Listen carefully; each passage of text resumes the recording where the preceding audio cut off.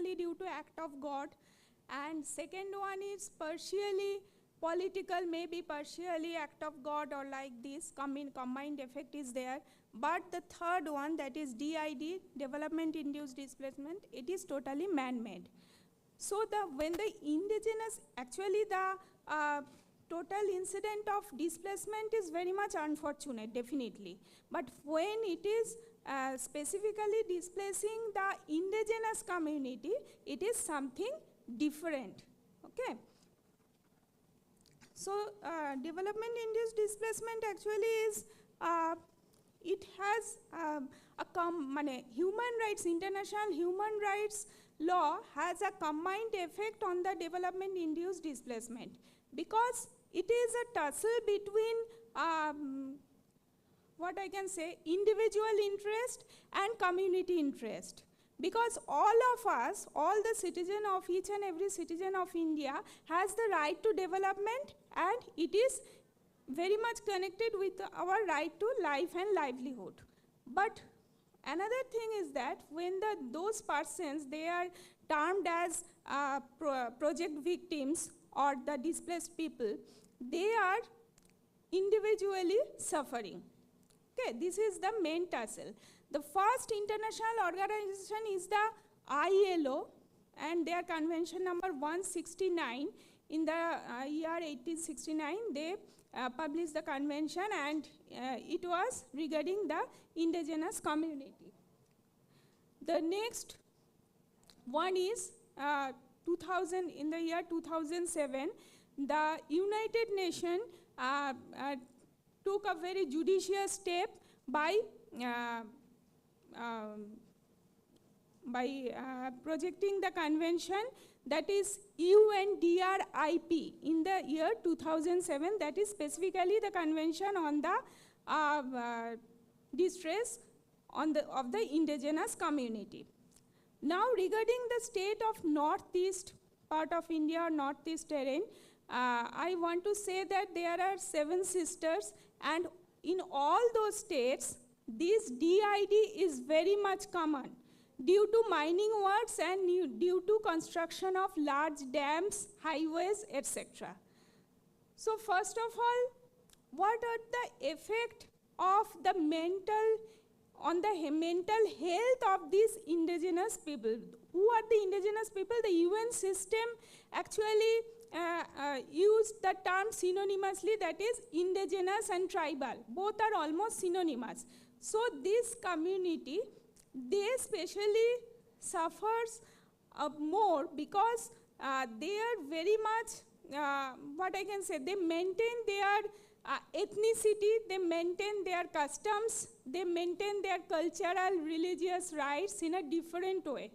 Okay, so rest of the society is one part and they are the other part, and when a displacement of a specific indigenous community is going on, then where the cheers of development ends, the mourning or the lamentation of this community starts there.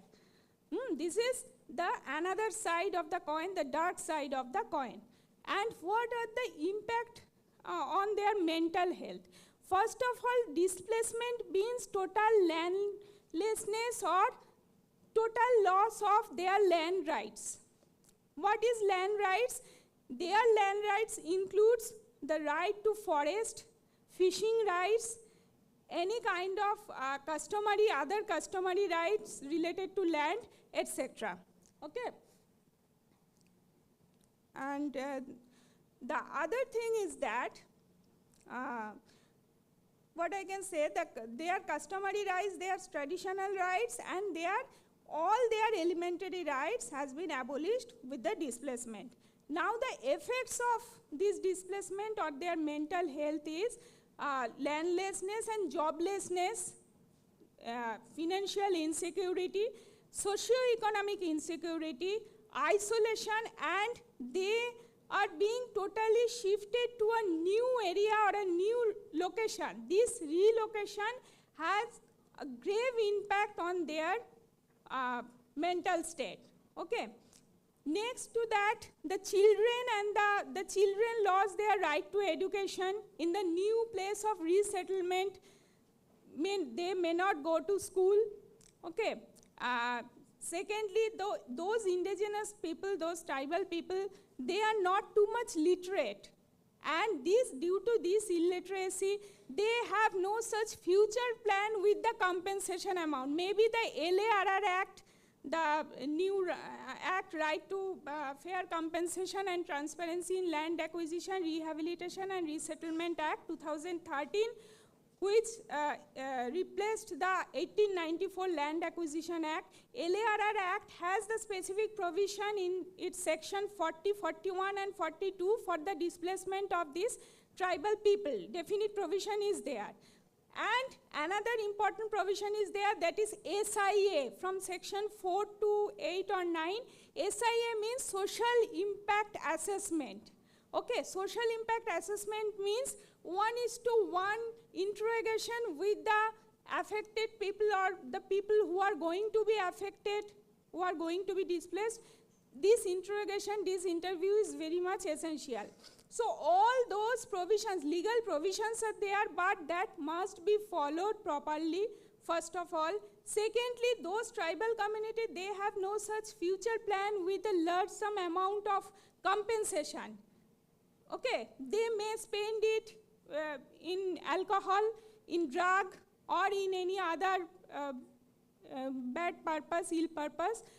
For that reason, they must be guided. And due to those reasons, impoverishment is the most vital effect on, it has the effect on their new livelihood. So their whole livelihood, everything has been shattered with displacement, and only state is Meghalaya. Madam, your time is only up. state is Meghalaya. So you please conclude, madam. And Meghalaya has arranged one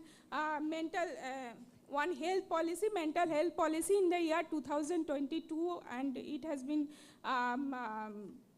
been in action from 2023. But all the other 6 states should take proper step regarding the mental health of the indigenous community, displaced indigenous community. Thank you. So anybody wants to ask any question? Anybody wants to ask any question? Anyone?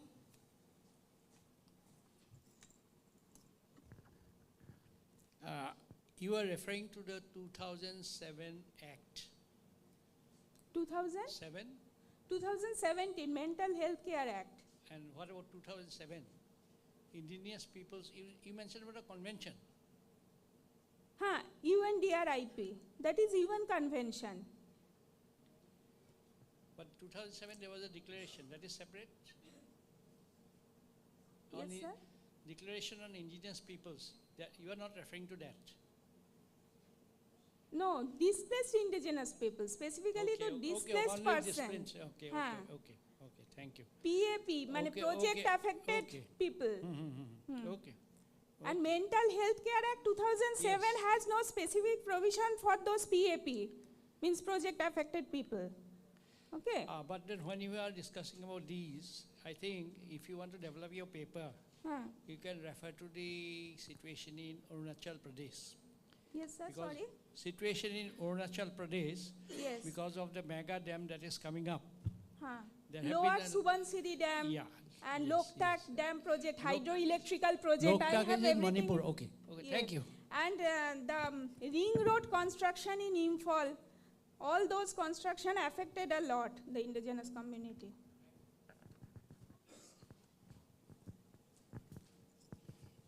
Okay, thank you, Tanaya. After Tanaya, Dr. Wasif Reza Mullah. I think he is not there.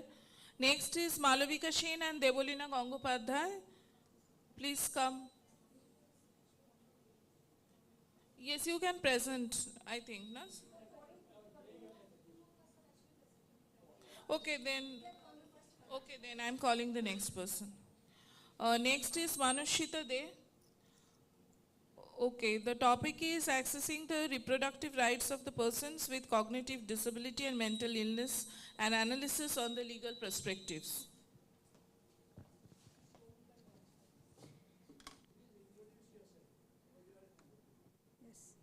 Good afternoon, everyone.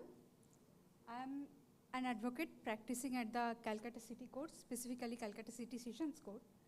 My paper today is on accessing reproductive rights of persons with cognitive disability and mental illness, and analysis on the legal perspectives. So when we speak of people who are having mental health issues, there are actually two demographics. One is people, please go to the next slide. One is, no, the previous one. One is people with cognitive disabilities, and the second is people who are suffering from mental illness. So since the time is short, I am not going to elaborate on these topics as it is already presented in the PPT. Please go to the next slide.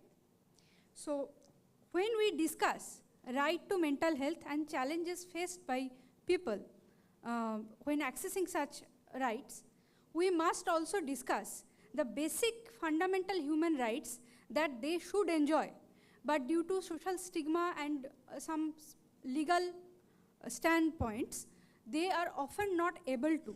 And thus, one of those rights is reproductive rights, which is so essential as to include body autonomy of a person. And any harm to such a right, as it is defined here, will cause the most harm to a person's identity, even their existence as a human being in society.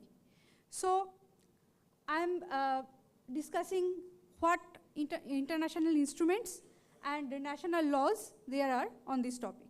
Please go to the next slide. These are the basic international instruments on the topic. One is UDHR, and along with it comes ICCR and ICCPR, which covers the entirety of every person's, every human right there is. Secondly is the Proclamation of Tehran, which introduces the idea of reproductive rights under the subset of human rights. And coming to CEDAW, it speaks about gender equality and gender justice.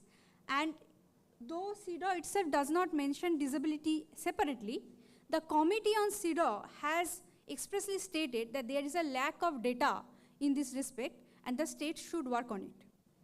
Coming to the next, the fourth World Conference on Women in Beijing.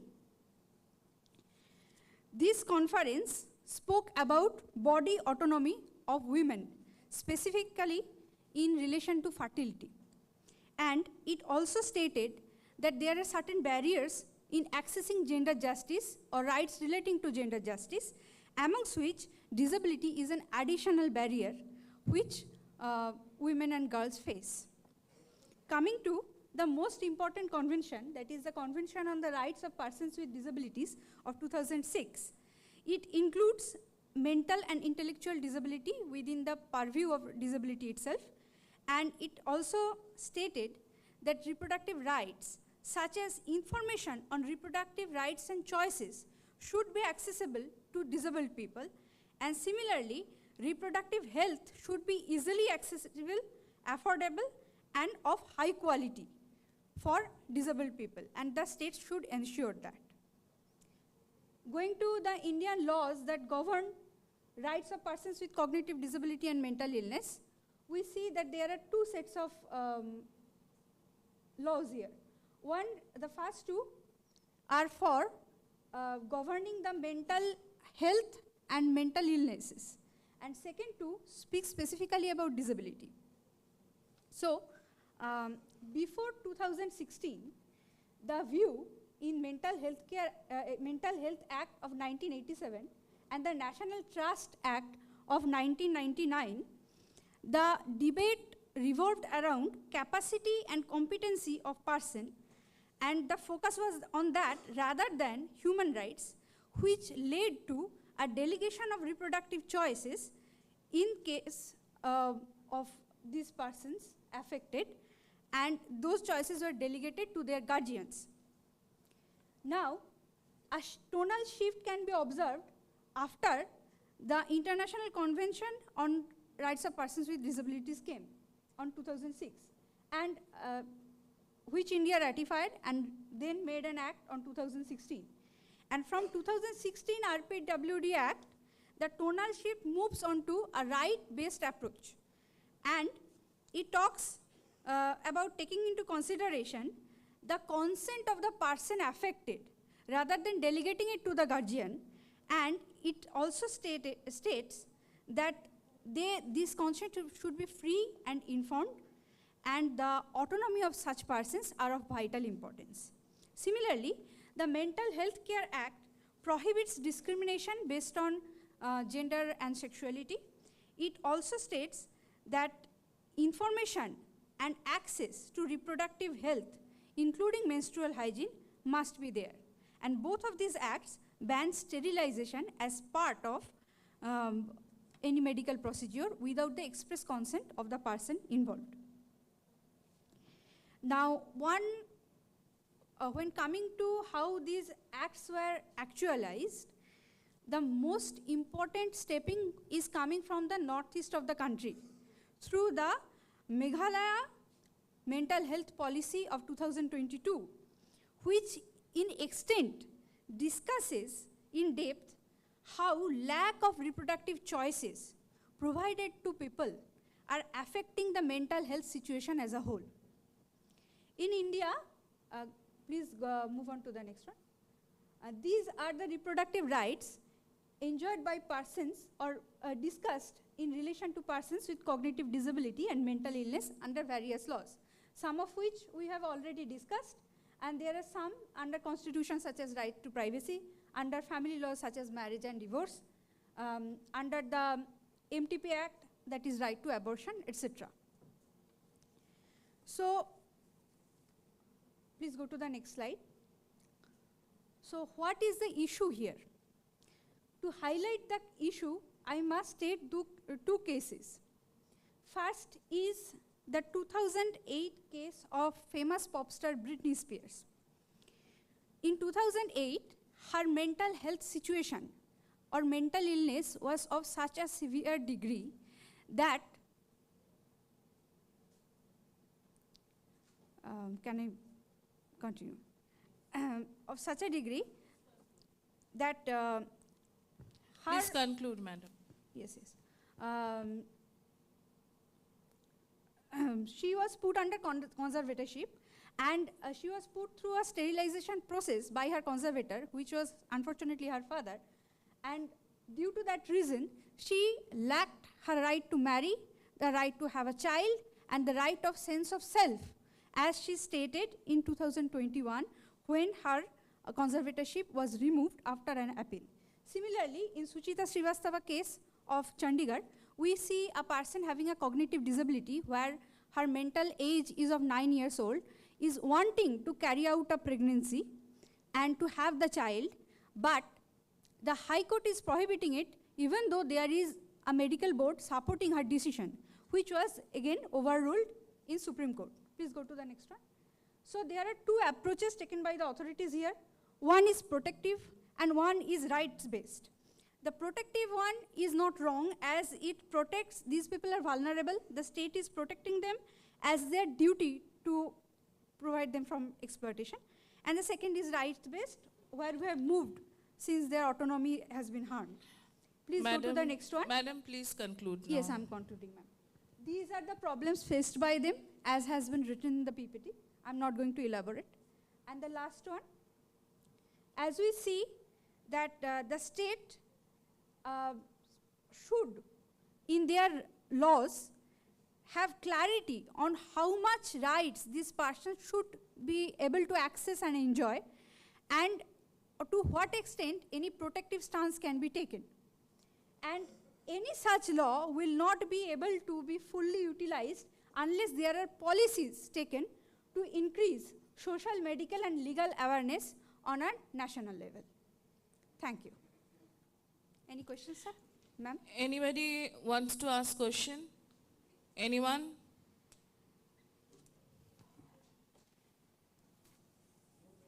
No question from the audience? Okay. So a very interesting presentation. So apart from law, so legal theory part, that is the feminist from the feminist jurisprudence, you may add Catherine McKennan's views on reproductive autonomy. Okay. Have you come across the Catherine McKennan's views on Sir, reproductive right? I could not be able to understand your question. Please be. No, it's not question, it's suggestion. Okay. Okay, sir. Thank you, sir. Feminist I'll theory. look into it. Thank you, sir. Yeah. Thank you, sir.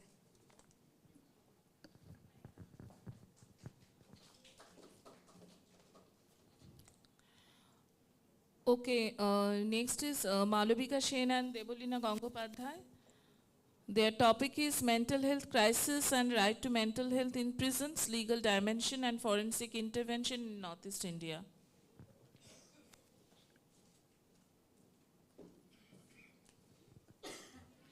Madam, please introduce yourself. Hello everyone. I am coming here from West Bengal National University for Juridical Sciences. I teach there. I teach disability law and labor law there. And here with me is my colleague. She will introduce herself. So my name is Debolina Gangopadhyay. I'm a forensic science teacher there. And my specialization is in toxicology actually. All right, so today, thanks to the university, we have got a chance to present on a very interesting topic. And this had been a pursuit during my years of being a law clerk at the Calcutta High Court, where we had come across a legal, a suo motu case in pursuance of Srila Varse versus Union of India, where we had to discuss mental health crisis of prisoners. Today, in consonance with forensics interventions, and with a special focus on Northeast India, we are going to present this presentation today. Next slide, please. So, during our introductory session, it was very much made clear to us what is Northeast India and the kind of isolation that has been faced, the importance of chicken neck corridor that is present. But today, next slide, please. With our discussion, I'm going to give you a topic overview of what all we are going to cover. All right. So with regard to legal framework on the right to mental health of prisoners, this is the first aspect of it that we will cover. Then we will go to the current outlook, the Indian Mental Health Act of India, then the courts of the mental health of the prisoners, the mental health crisis through the prism of prison statistic 2022 data. Then we'll henceforth go on with the forensics intervention. Next slide, please. All right.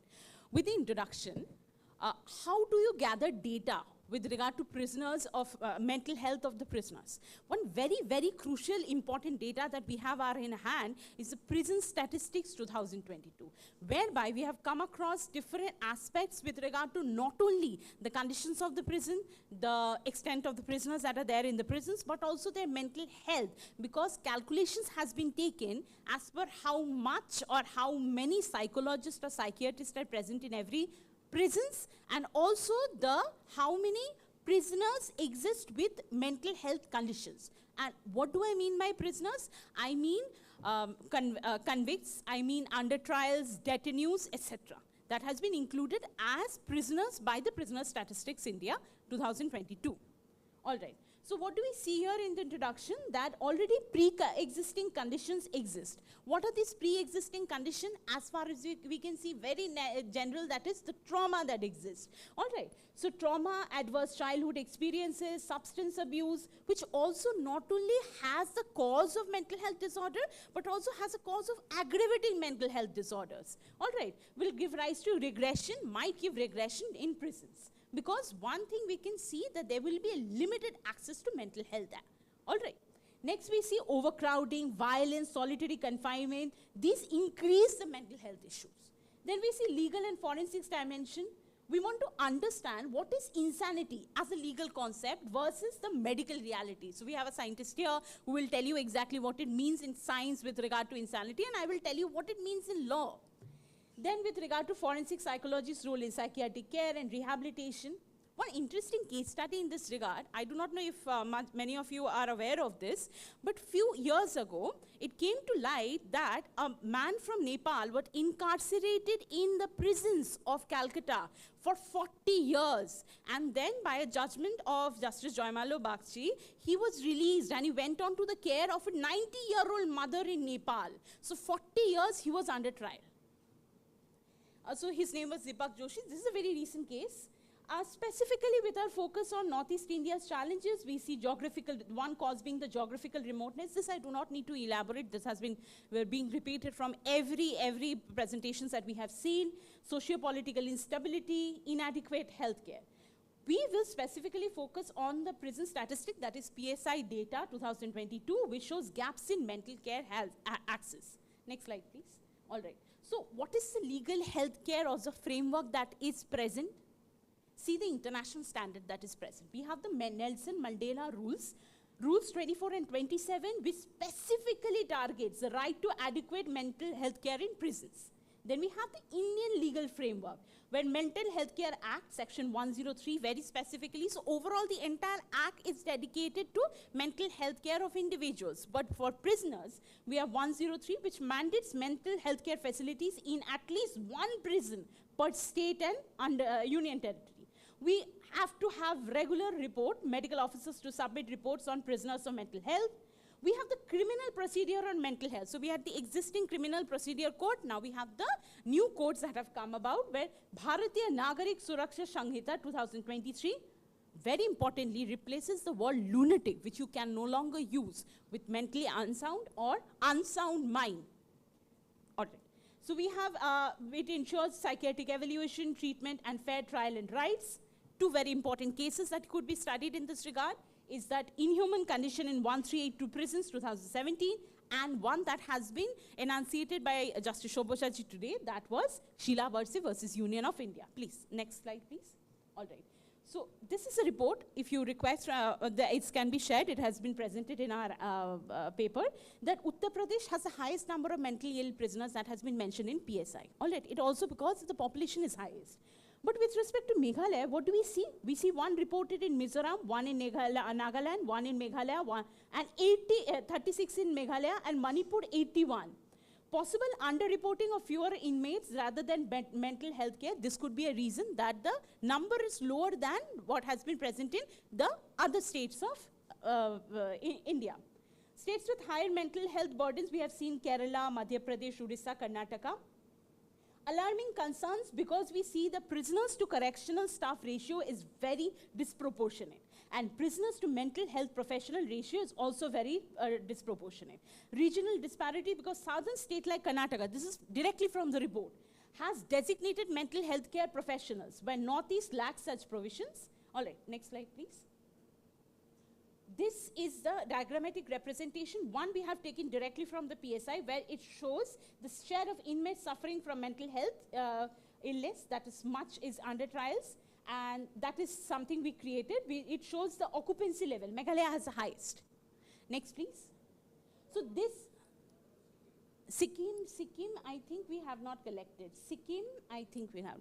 But here we have the comprehensive data with regard to psychiatrist or psychologist that is available. All right, as you can see, it isn't much, but with regard to social workers, the number becomes large. I will bring your attention to Assam, where you see there are 2 sanctioned psychological psychiatrists present. All right, sanctioned, none appointed, but social workers, we 332 present. All right, thank you. I will, so ma'am, time is over for both of us. If I pray for 2 minutes for my co-speaker. The chair needs to give the permission. Surrendering your time for response. Can we have just 2 minutes for my co-speaker too? Sir, with your permission, please. Okay. Start from the forensic interventions. Forensic intervention. Next. Next. Next.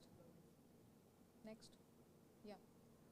So just to conclude the whole presentation, to be honest, the main key roles for forensic psychology that we can see for the management of the prisoners or inmates. The first one is the competence assessment. Competence assessment is basically when we are evaluating whether that person will be comfortable enough or will be in that cognitive state of mind where they can stand trials. Next, we can have rehabilitation planning where they are getting reintegrated into the society. So the forensic psychologists, they are prescribing the overall methodology. Next, malingering detection. So sometimes what inmates do is they exaggerate what they are feeling. So by using certain psychometric tools and assessment evaluative methods, we can actually understand whether this person is actually malingering or this person is actually suffering from certain psychological disorders. And the final one is risk evaluation, where we understand whether this person poses any kind of risk to the society or the people around them, as well as during this reintegration into the society, whether this person will be safe for the whole process. Next. So these are some of the common mental disorders that we can see in the prisoners. ASPD, that is antisocial personality disorder, depression, schizophrenia or any other psychotic disorders, then adjustment disorders, and the maximum one that has been seen in the prisoners or the inmates are anxiety. Next. So this is just a comparison. Okay, I'm not going to elaborate. Next. So these are certain tools that I had mentioned. These are the ones that are used to evaluate the incompetence or the insanity level, and those are the ones using which we can quantitatively analyze these certain disorders. That's about it. Yes, sir. I was just going to explain how these tools worked and all. Yeah.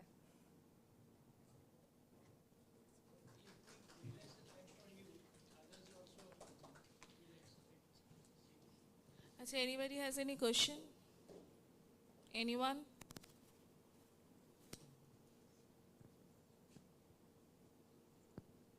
Okay, thank you.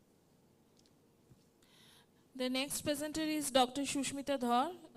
She will present on the topic climate change and its impact on the mental health of Northeast Indian people, a study.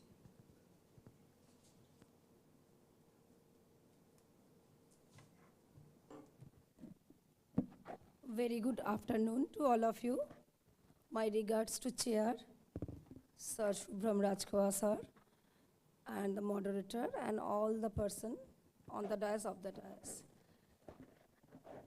I was very confident in the morning that I'm learning, and after the Malavika's presentation, I realized that I have done nothing. What to say about my topic? That is very simple topic, but we all know as climate change is the menace of the day. Climate change having its great impact in every sphere of our life. So also having in mental health area also. As the public health, as we know, the climate change is creating so much health hazard like vector-borne diseases and etc. And public health is just hampering due to that. Our mental health is also very much affected by the effect of climate change. I have given 2 or 3 pictures. You can shift the slides. Shift it. So we know that unprecedented heat waves are there. There are sea level rise and changing pattern of monsoon. All the things that affected our day-to-day life, and the climate change has effect in our mental health. How? If we are just migrated from our place of birth and etc. due to climatic change, we need to face some kind of mental agony. So mental illness can be resulted from heat, temperature, mental aggression can also be done from that. So mental health of human being is our fundamental right, and without the proper mental health, we all know that our right to life that was given under Article 21 and whatever, that cannot be enjoyed fully. So disrupting livelihoods, displacement and economic instability, all are affecting our mental health. And if our mental health is not okay, we cannot be able to enjoy our right to life. That will be hampered, certainly. Slide. So every age group of the Indian society, they are facing this kind of climate change and their effect. But especially in Northeast India, we are calling them 7 sisters and 1 brother. They are facing the consequences due to their geographical condition and particularly the loneliness they are facing due to the detachment from the mainland. So the power of their mental stability is getting hampered, and the people, they are doing very well, though with the specific hardship in their day-to-day livelihood that they are facing due to climatic changes. Slide, please. extreme weather event that are intense and complex owing to the changing of, that is post-traumatic stress disorder, PTSD, and major depressive disorder, anxiety disorder, all may be caused due to climate change. And financial relationship, if it is hampered, or agriculture, if it is hampered, if the earning point is hampered, mentality can be hampered, mental condition can be also hampered. Slide, please. Long-term impact can produce large scale of social and community effects, and relationship with mental health consequences can be entangled with flooding, super cyclones, etc. Last, suggestion is our suggestion. Northeast is facing everything, slide but the erratic pattern of rainfall, droughts, and rising temperature that are causing harm to the agriculture, heavy rainfall that can trigger the landslides also. In Northeast India, climate change are causing harm in monsoon patterns. Various indigenous communities, they are striving for their existence, and we need to follow their pattern also for combating climate change. If climate change is not combating, someday we will face such a kind of problem, not only the physical health, but the mental health. All will affect our economy, our right to livelihood, our nation's progress at a day. So now Assam is also witnessing devastating floods with millions of people. Sikkim and Himalayan ecosystem, they are also facing, but they are doing few things good. They are adhering the Jhum Chas and etc. for their upliftment and all. And we have the government act, that is that 2017 act, and various policies. We have our Ayushman Bharat policy that is for all the Indians, so Northeast can avail that policy. We having the special policy in Meghalaya 2022.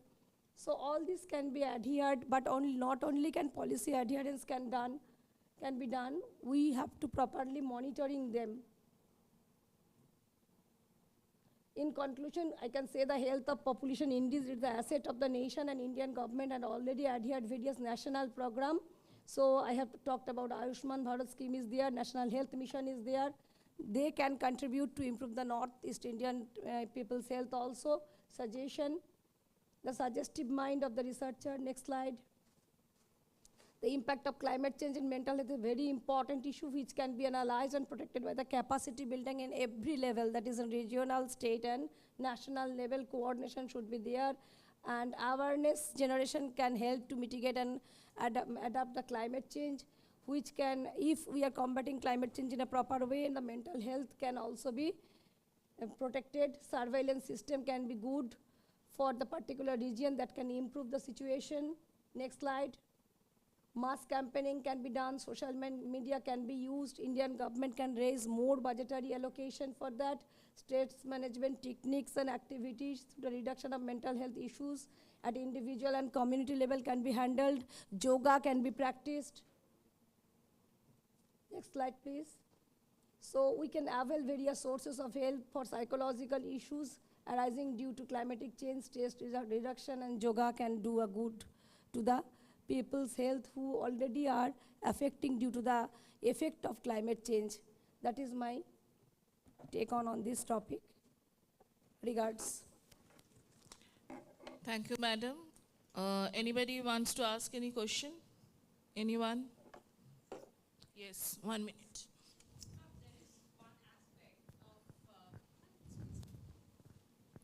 With regard to climate change, ma'am, do you think tourism in a way affects, and is there any legal way can we prevent or we can sustainably use, is tourism affecting the climate change in the Northwest, and is there any legal measures to contain or sustainably? Whether climate change is affecting tourism or tourism is affecting? Tourism is affecting with regard to Northeast.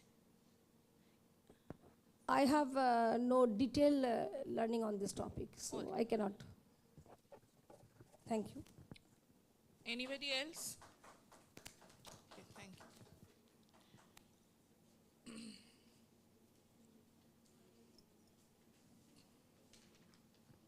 Next is Sonia Nath. Her topic is integrating mental health right as a professional right, an analytical study with reference to the state of Tripura.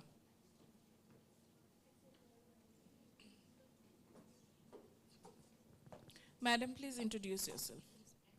A very good afternoon to all. My name is Sonia Nath. I am a research scholar from Department of Law, Nagaland University. And today I am going to present on integrating mental health right as a professional right. A study with reference to the state of Tripura. Please next.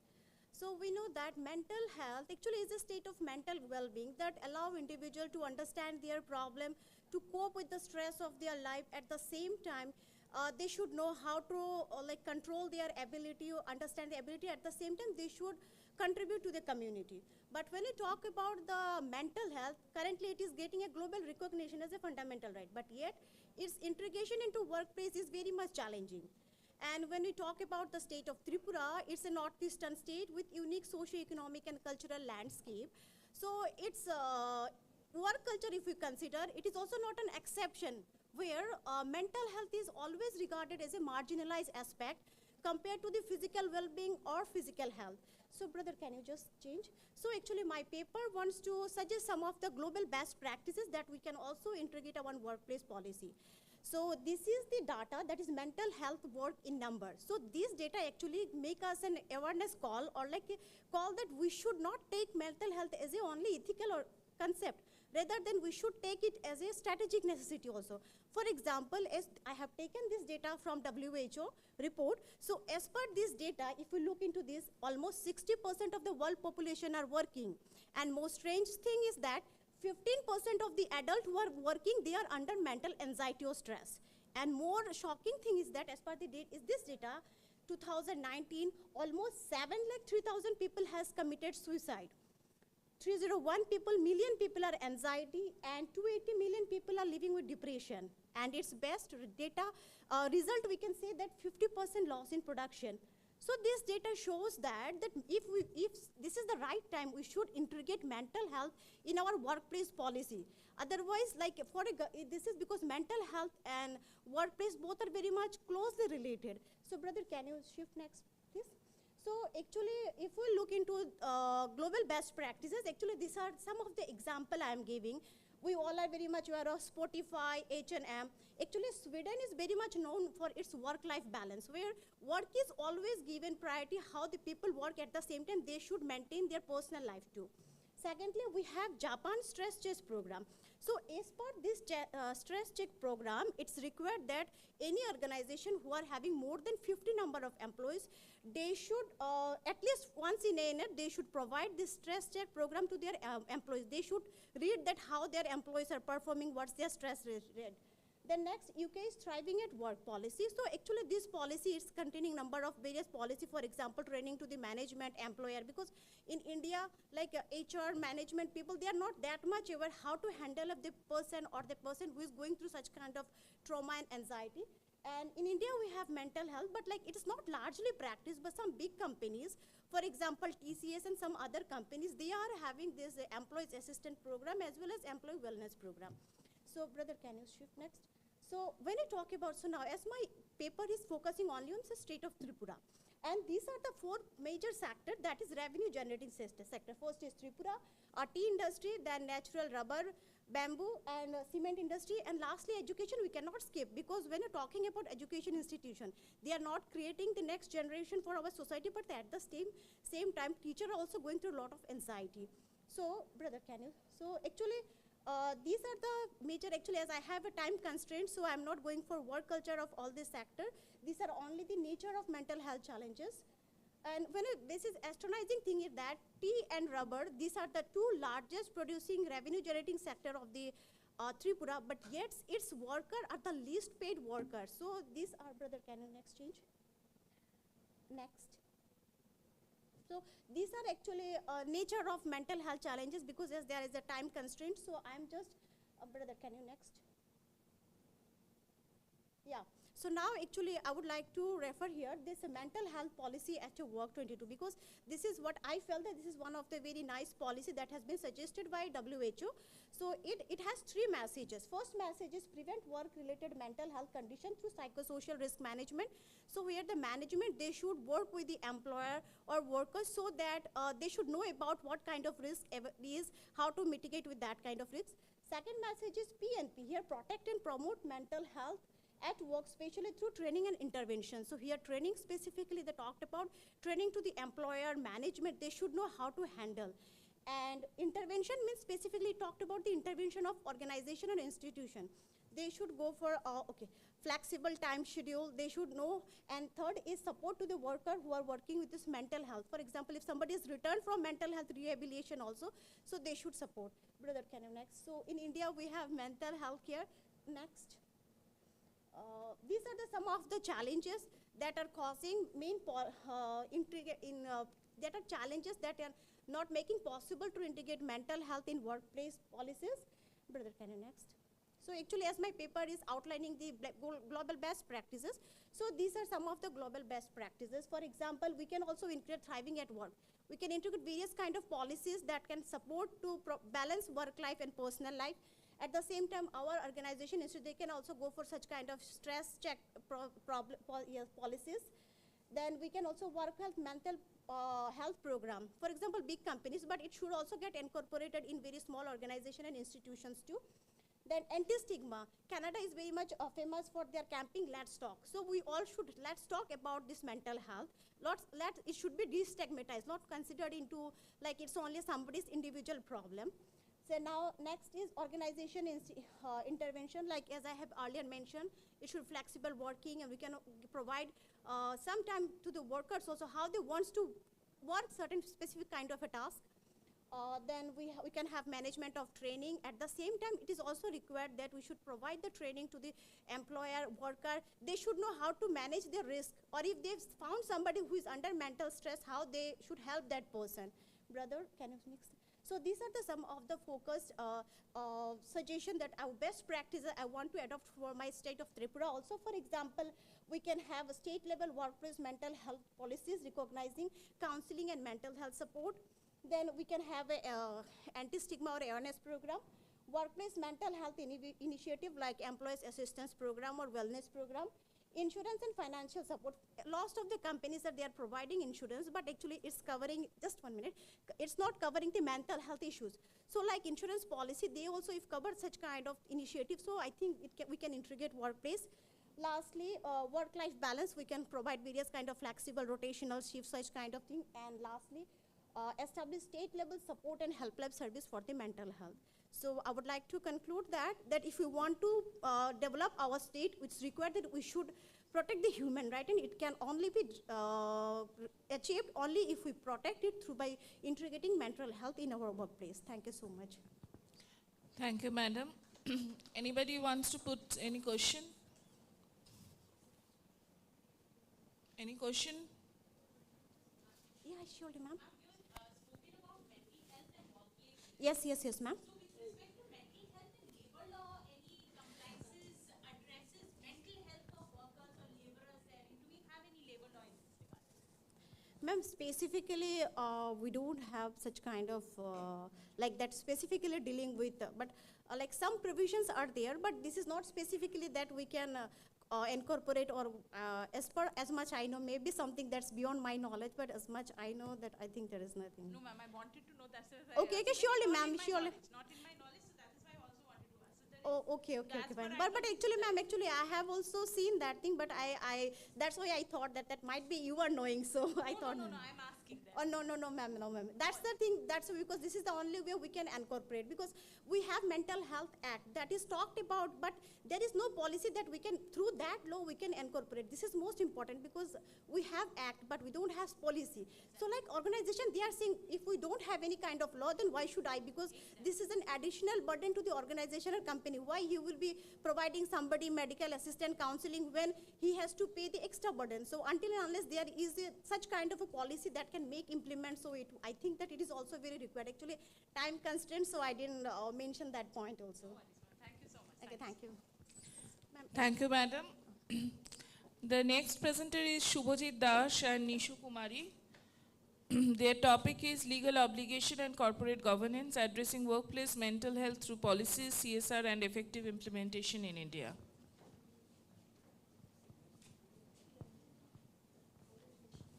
Please introduce yourself first.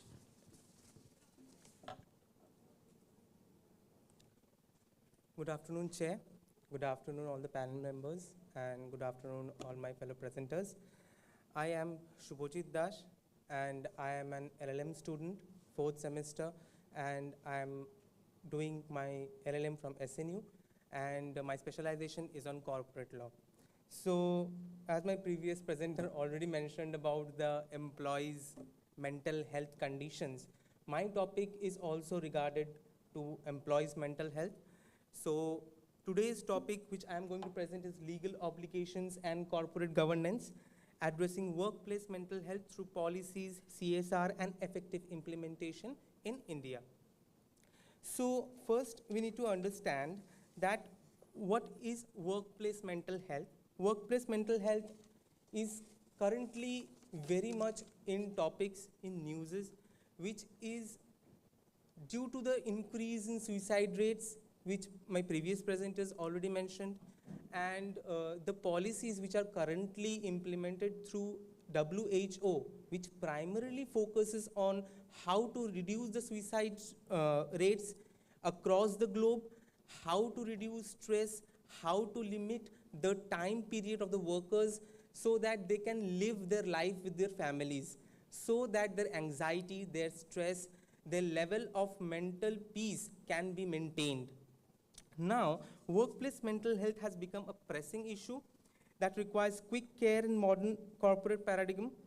Organization, cultural, managerial effectiveness, and occupational dynamics all have a big impact on workers' psychological, emotional, and social well-being.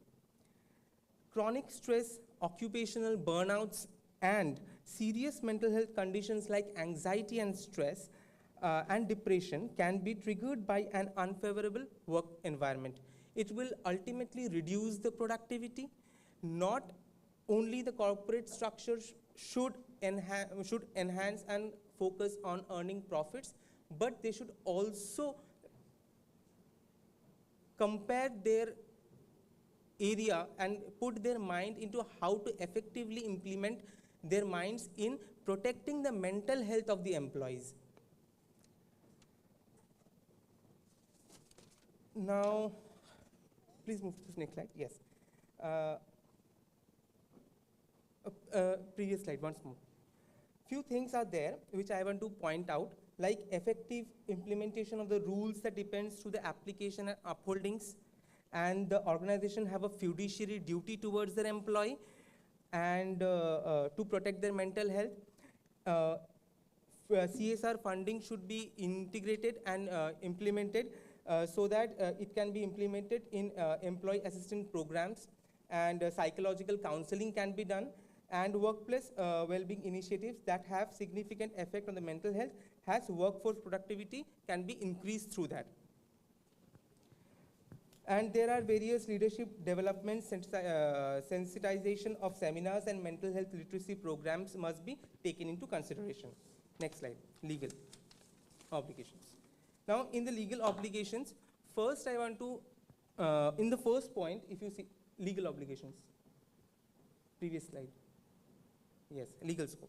In the legal obligation sector, first point if you see, according to WHO, health is a state of complete physical, mental, and social well-being, and not merely an absence of disease. That means not only it is focused on the part of the disease, or it, that if anything happens and then we will take action on the how it can be stopped, but previously we have to detect how the anxiety and the stress can be decreased of the employees.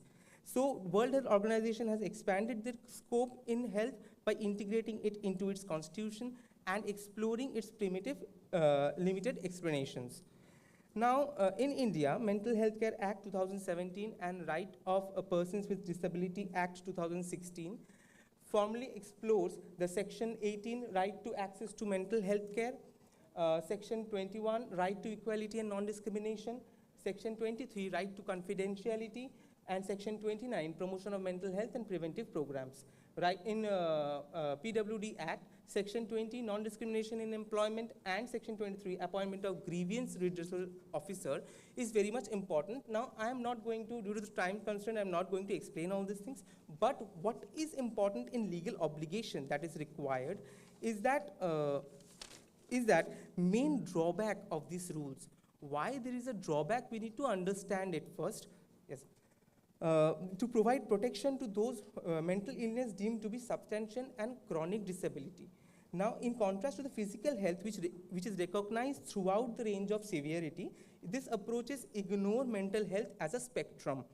Stress, anxiety, and depression are examples of mental health issues that are frequently disregarded unless they strictly fit to the legal criteria of impairment. Move to the next slide, please. Yes. These are the obstacles or barriers which I can tell, which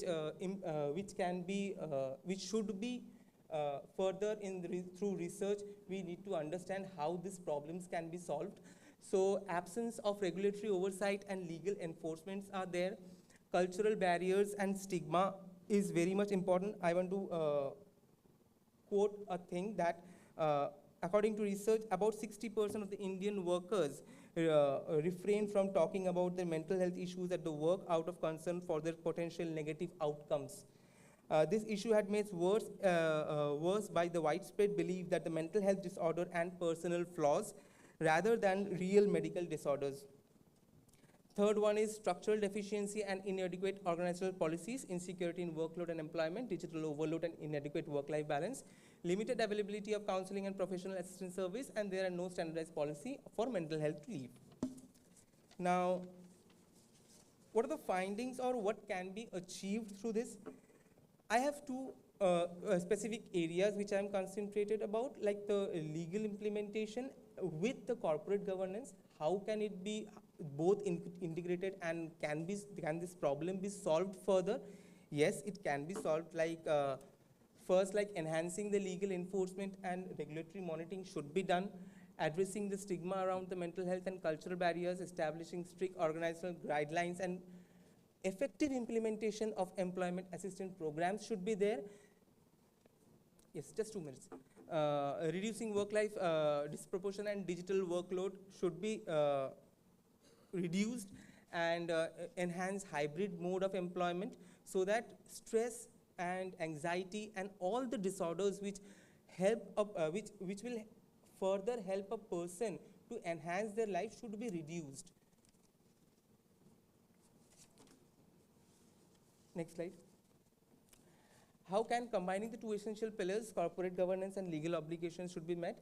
Corporate governance makes sure that these rules are properly applied and tracked and modified to meet the organizational demands, and even while the legal duties establish a minimal requirement for mental health protection should be there.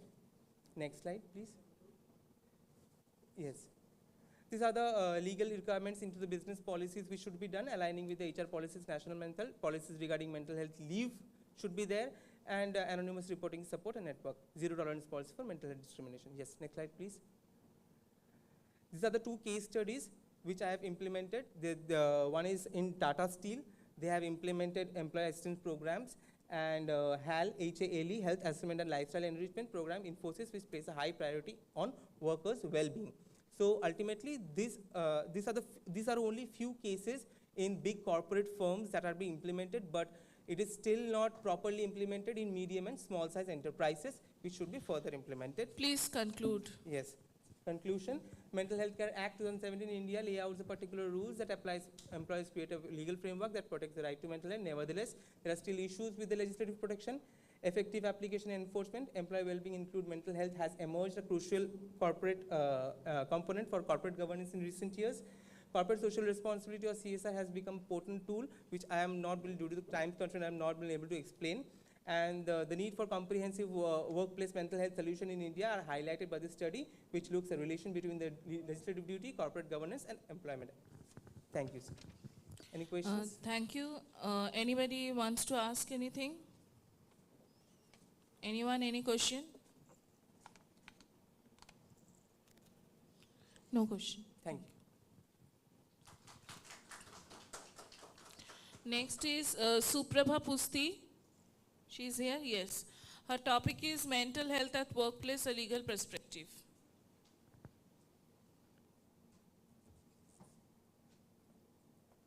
Please introduce yourself first. Good afternoon to all. I'm Suprabha Pusti. I'm a first year LLM student at the Sister Nivedita University. Today I'm going to present on the topic of mental health at the workplace, a legal perspective. First slide. Next. I'll like to begin with a definition of mental health as given by WHO. As per WHO, mental health is a state of well-being where like mental health at the workplace basically impacts upon an employee's productivity, job satisfaction level, and overall cognitive function of an employee. As per the Deltoid's mental health survey of 2022, almost 80% of the Indian workforce suffer from mental illness, and as per 47 respondent, like workplace stress is one of the leading cause for the mental illness that the employees suffer from. Next slide. Now, the factors responsible for the mental illness, like long working hours, then caste-based or gender or disability-based discrimination, and various other factors like meeting unexpected targets at the shorter time. Now, next slide. Now, I would like to highlight on a few of the laws. One is the Mental Health Care Act of 2017. Though in India, we do not have any direct provisions which basically help provide protection to the employees at the workplace regarding the mental issues they face. But in this Mental Health Care Act, they basically recognize the right of the employee to a mental health care, like the treatment of employees suffering from mental illness. However, it does not provide obligation on the employer to provide support to employees suffering from such illness. And there is another law, that is the Right of Person with Disabilities Act of 2016. It basically broadens the scope of disability to include mental illness as a disability, and it provides mandatory obligation on the employer to provide reasonable accommodation to those suffering from mental illness. Next slide. Then I would like to highlight on one of the case of Jija Ghosh and another versus Union of India. It's a case of 2016 where the Supreme Court stated that the employees suffering from mental illness should be treated with sensitivity and respect, and the employer must provide reasonable accommodation to those suffering from mental illness. Then the case of Vikas Gupta versus State Bank of India, which is a case of 2018 where the Delhi High Court stated that you cannot directly terminate a employee suffering from mental illness without providing them with reasonable accommodation or effort on the part of employer to support those, to provide care to the employee with mental illness. Now, next slide. Now, few of the constitutional provision, directly the right to life under Article 21, it includes also right to health, and right to health means physical health as well as the mental health. Now, few of the directive principles like 39D, 39E, 42 and 43, they do not directly provide protection to the mental health of employees at the workplace, but in an indirect way, this provision provide the protection. Next slide. Now, I would like to highlight on the ILO and the WHO joint principle on the policy of mental health at work.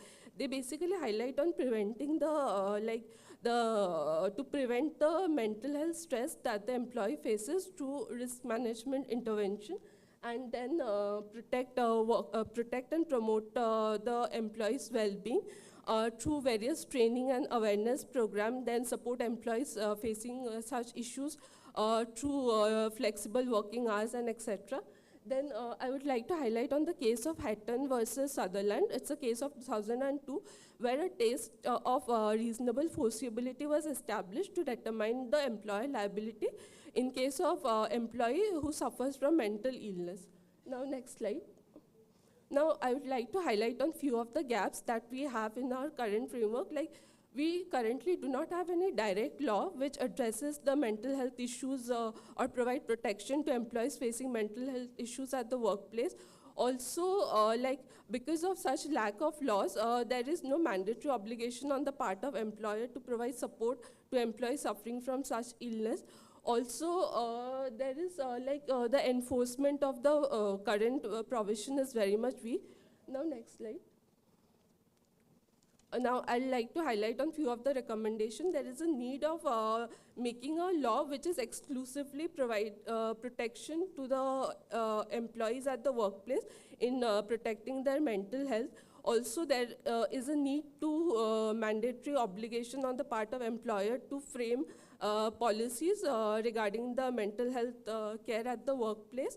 Also, there is a need that awareness program must be provided, because there's usually a stigma associated with the employee coming up to seek support for the mental illness. Therefore, through sensitization and awareness program, they must be basically given idea about how to seek support and how to identify the symptoms of mental illness.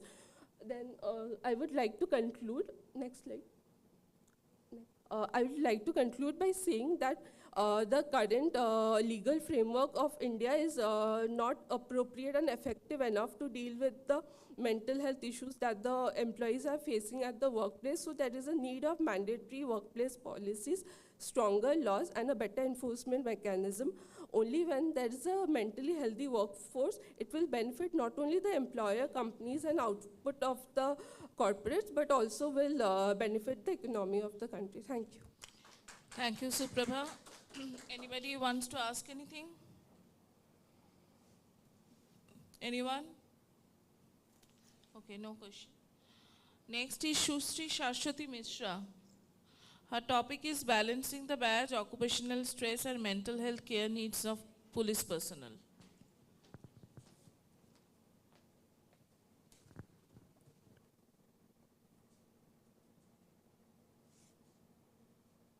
Good afternoon, one and all present here. Myself, Susri Shashwati Mishra. I am a junior research fellow in West Bengal National University of Juridical Science, Kolkata.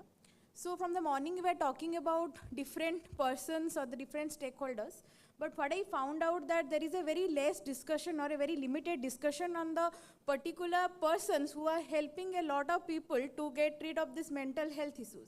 So my topic is basically balancing the base, occupational stress and mental health care needs of police personnel. So all of us knows that police is the most challenging profession which requires both physical and mental endurance. So in this challenging job, when the frontline law enforcement agencies actually protecting the society and is actually helping to maintain law and order in the society, we often forget that behind that uniform, there is a person who is actually facing a lot of mental health issues. So the relentless pressure, long working hours, exposure to traumatic events, many officers do not even come out to speak about their mental stigma because of the different issues which they have found out, that fear of disciplinary action, certain times just to say about the cultural or the psychological or the even the crucial role that they play is often been discarded. But according to the Bureau of Police Research and Development, that is BPRD report of 2018 to 2022, it was found out 700 police suicides have been highlighted because of the mental health issues. So, next slide. Before we go to the different causes, if we will just highlight that the essential concept of occupational stress. Occupational stress refers to the physical and psychological strain that individual experience due to work-related pressures. So, in police or the policing system, we can say stress is not an occasional burden. Rather, every day, every time they are facing a new challenge in their society. So these daily challenges can be categorized into 3 stages where causes of stress, which includes both internal and external factors, like I was already saying, long working hours, exposure to trauma and lack of resources of IT or even people sometimes. Secondly, the stress response, which is a natural reaction of psychological and physiological, where they actually have to respond to a particular traumatic situation in a very immediate basis. And lastly, the consequences, which actually manifest into different physical health problems, anxiety, depression, and most importantly, that is post-traumatic stress disorder, PTSD. However, it has also been mentioned that eustress, which is a positive side of stress that we most of the time says that we perform better when we are under the pressure. But in case of policing, because of the nature of their responsibility, it can never be beneficial to them. Next slide. There are different types of occupational stress, but I'll just highlight few measure of them, which is acute stress, that is arising when in case of immediate high risk situations such as handling violent crimes, emergence or a public riot that is happening in a place where they are posted. Secondly, chronic stress. This is something which is for a long period of time they are facing it, like long shifts in cases of bureaucratic inefficiencies and continuous exposure to the distress event. So another serious concern is traumatic stress, which is actually the response to witnessing extreme violence, death or suffering, which often leading to PTSD, as I was discussed. Another is an operational stress, which is a routine stress that has been actually been developed or been seen by the police officers because of the administrative burdens, public scrutiny, and the legal constraints. So this combining of the stressing or the stressors that we have, they actually affect the physical and mental health of the services, which making it crucial, and it is very important for us to understand their mental health before we go for the implementation. Next slide. So the burden of occupational stress, if you look into, there are major stress like exposure to trauma, unpredictable work hours, because most of the time they have 24/7 work hours. So intense public scrutiny and there are, next slide please. Yeah, so like life-threatening situation, whenever a police is going, we always see the encounter, but we never see a lot of times, a lot of police officers are also been endangered. Their life has always been in a danger. Like high-pressure decision-making, which they have to take it in an immediate basis. Then organizational, like excessive paperwork, poor working condition, long hour and financial stress, family issues, PTSD, burnout, emotional detachment. Next slide. Yeah, so now coming to the causes of stress in police personnel, we have different causes like environmental stress, where we have pollution, extreme health, weather. All these are mentioned in my PPT. I'll just cursor it because of the time constraint. Please proceed to the next slide. Next one. Yeah. So coming to the impacts, if we look into, there are 5 major impacts. First one is the burnout, which is chronic fatigue, emotional exertion, detachment from their work. Secondly, anxiety and depression, which persistently worry, mood swings and feelings of hopelessness. Substance abuse. Last session we are talking about substance abuse a lot. Many of times police officers take it as an remedy to just to cope up with the stress. So that they make themselves a victim of substance abuse just to overcome the stress or to cope up with the stress. Like family strain, because of the long working hours, the emotional distress, it is often lead to strained personal relationship of the officers. Lastly, the suicidal tendency in extreme cases, it is an untreated mental health issues that lead to suicidal thoughts and actions. So it is very essential to recognize the warning signs and provide adequate support system for officers to seek help without the fear of stigma and repercussions. Next slide. These are certain data that I found out that how this Indian police are working on the state, where they have average working hours of 14+ hours and the weekly offs are very negligible. Secondly, lack of basic resources and technology, which includes shortage of staffs, the poor infrastructure, limited access to computer and funds. Most of the police station in Eastern India also find out they have a lack of sanitation and the basic amenities they lack in their police stations. So cultural attitude towards the judicial process, because we always see police to be a person with a very brutal, rather we are never empathetic towards their mental health or even towards their work. Similarly, inadequate training in modern policing and urgent need for police reforms are the major challenges that the police are actually facing while dealing with their profession as well as the mental health. Next slide. So this is how where I was actually focusing, that addressing mental health crisis for crisis in policing requires a multifaceted approach. So first and foremost, introduction of structured mental health program is essential. Regular psychological assessment, counseling session and wellness workshops should be incorporated in police trainings to help police officers to manage effectively. Also, a few of my friends have also mentioned about the forensic intervention. That part also can be a crucial step to include in the modern policing system. So, then developing strong support system within the police department. Madam, please conclude, yes. Madam. Yoga and meditation, work-life balance, better working condition, training in emotional intelligence, police reforms and leadership support are certain implementation which we can do for that foster the healthier and more resilient police force capable of serving society while also safeguarding their well-being. So lastly, I'd like to conclude that policing is undoubtedly one of the most demanding profession. So unless we address the occupational stress they are facing, the officers and the justice system cannot continue to give us a proper justice by this suffering or with this continuous suffer. So mental health of our law enforcement agencies, the officers, is just as important as their physical fitness. So structural reforms, cultural changes, and mental health support programs are essential to balancing the badge. It's really high time that we recognize and prioritize the well-being of those who actually protect us. Thank you. Thank you. Anybody wants to ask anything? Anyone? So no question, madam. Thank you. Okay, the next paper presenter is Shalini Kothari and Mona Lisa Mukherjee. The topic is the right to mental health of mental health care professionals and overview.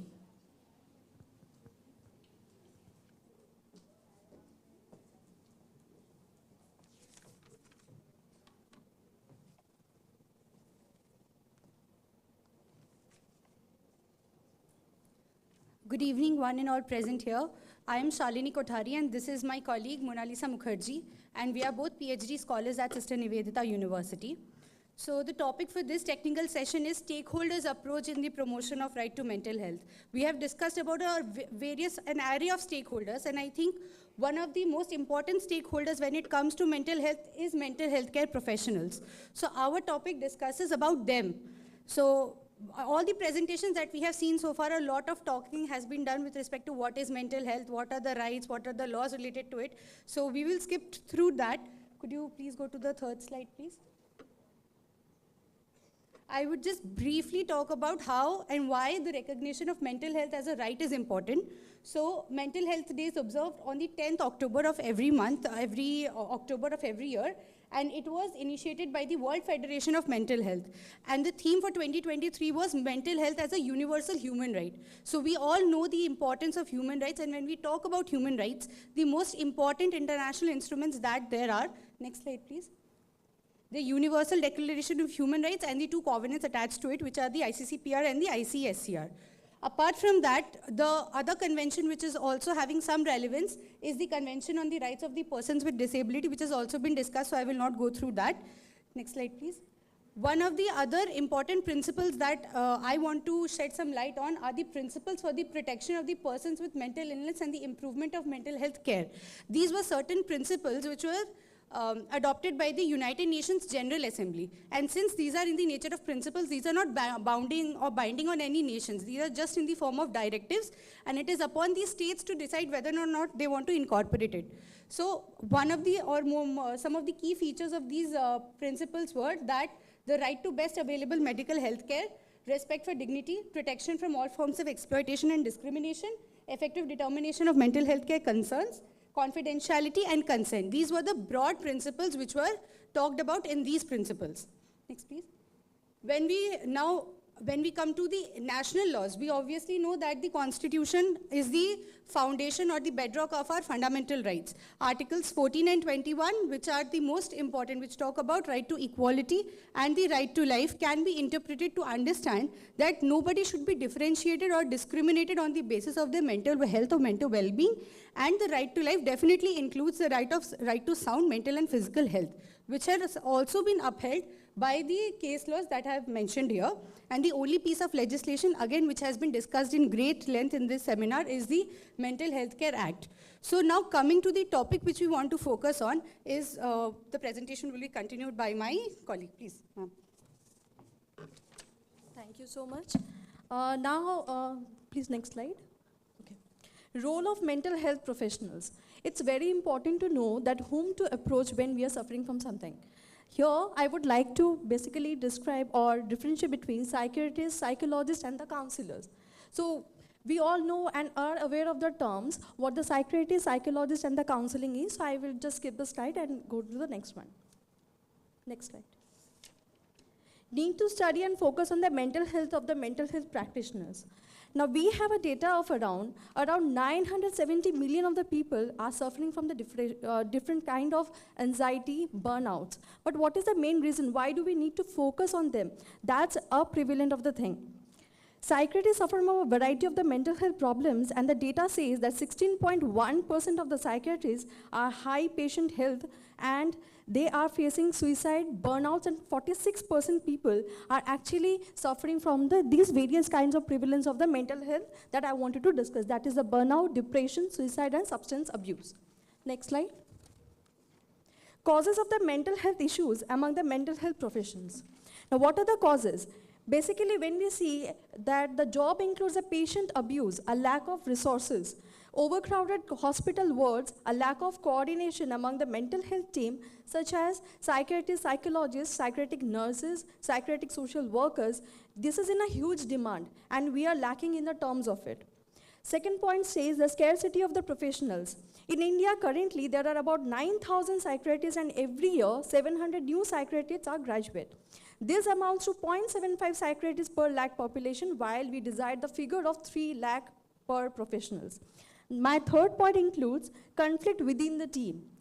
Mental health professionals always work in collaboration between the psychiatrist and the other workers. Any conflict within the team may also become a cause to adversely affect their mental health. The recommendations and the remedial measures to this, I'll just jot it down to the strategies. Strategy 1, which says normalize mental health issues through open dialogue and sharing. It's very important to have an open sharing dialogue box, even for the mental health professionals. There should be a valid and the lactation of the validation of the peers and referent for creating an unhealthy professional coping their mechanisms. Strategy number 2, creating a supportive, psychologically friendly work environment, which includes various of steps such as there should be an organization where there should be free, easily accessible mental health services, psychological safety net, senior management should take care of them, and we should stop calling psychiatric name calling. Strategy 3 is about the review systematic practices that perpetuate the mental health stigma. Many nations still require the mental health declarations for medical licensing. Despite the real consequences for the delayed health-seeking behaviors brought on the stigma around mental health on physician well-being and clinical outcomes, the requirement for indiscriminate mandatory mental health declarations for medical licensure is not supportive as an evidence. To conclude my presentation, the World Federation of the Mental Health for 2024 has a theme says it is a time to prioritize mental health in the workplace. My co-authors and other authors have already mentioned, especially referring to Sonia ma'am's slide presentation, which also speaks about the same. I would like to just ask one question. What about the people? What about the mental health practitioners? Do their jobs overwhelming? What do they turn on? Mental health care providers, don't they expect a better mental health professions? So, the WHO has also initiated a unique project on this, Mental Health Atlas, which acts as a repository by keeping an update on the mental health system, laws, policies, and data in different nations. Mental health concerns of anyone should never be taken lightly, including those of that personnel who care and cure for everyone else's mental well-being. Thank you. Thank you. Anybody wants to ask anything? Yes.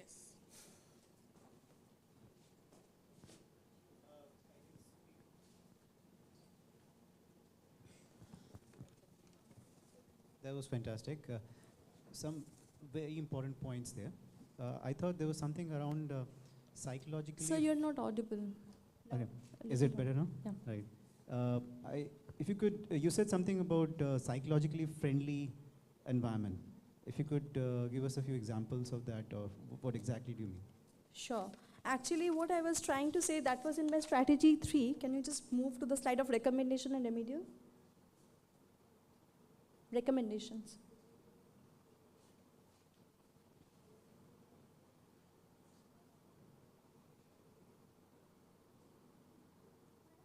Okay. So I hope you're talking about the strategy 3.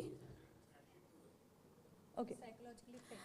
Yeah, actually psychologically friendly work environment, basically due to the time constraint I couldn't continue. That was basically depending upon 4 points. First was actually to develop a occupational health physicians on site and sufficient psychiatric training. They should be medically expertised, and suppose if a patient comes to the medical health professional who is already exhausted with more than 10 patients at a day, there should be one more help so that they can continue with the medical those patients, so one cannot get medically exhausted. So we are talking about that point. Second point says about the psychological safety net, which talks about the different types of medical therapies from the peer support system. Any kind of activities which is other than the peer group or the normal daily basis of the life that could help the medical health professionals to come out of it. My third point, which includes the senior management in the healthcare industry.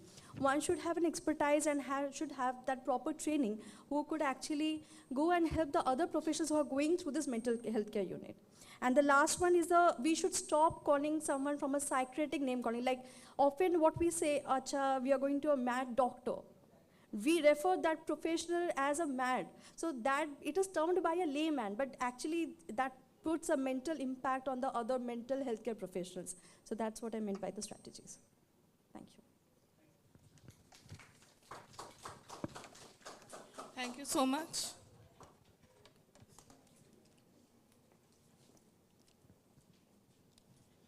Dr. Wasif Reza Mullah.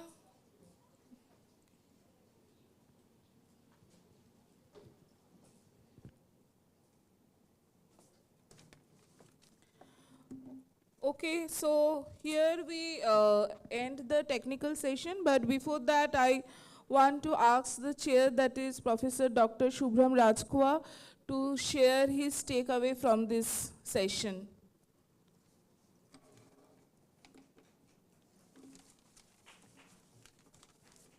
Thank you. I'll be very brief. Our session was assigned 90 minutes and we took 92 minutes. So that way we are not very far off. And before saying anything, when there is some gossiping behind, that gives an indication that some people are tired and would like to leave. In any case, we had a very interesting session. Some very good suggestions have been put forth. We are sorry that we haven't been able to give them much time, but then we do believe that things are being recorded and these suggestions will be considered by way of certain suggestions or recommendations to be placed before the collaborating agency, that is the National Human Rights Commission, and relevant organizations in the state and beyond. So once again, I'd like, without mentioning any specific presentation, I would say that the presentations were of high order, and of course, a lot of young individuals came forward. They have also done very well. The level of confidence has been there.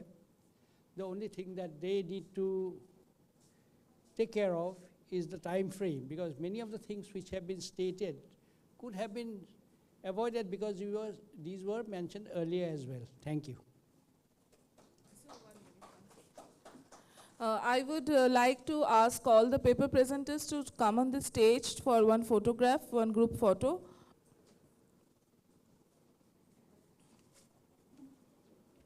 All the paper presenters, please come on the stage.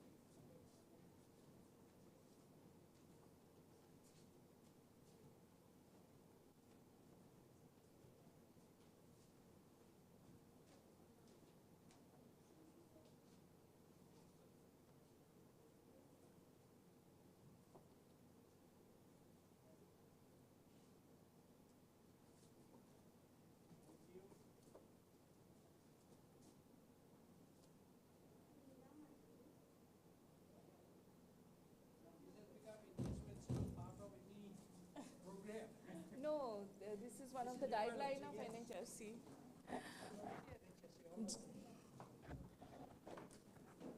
Okay, so here we conclude our session. Thank you everyone for being part of the SNU through this conference. Thank you.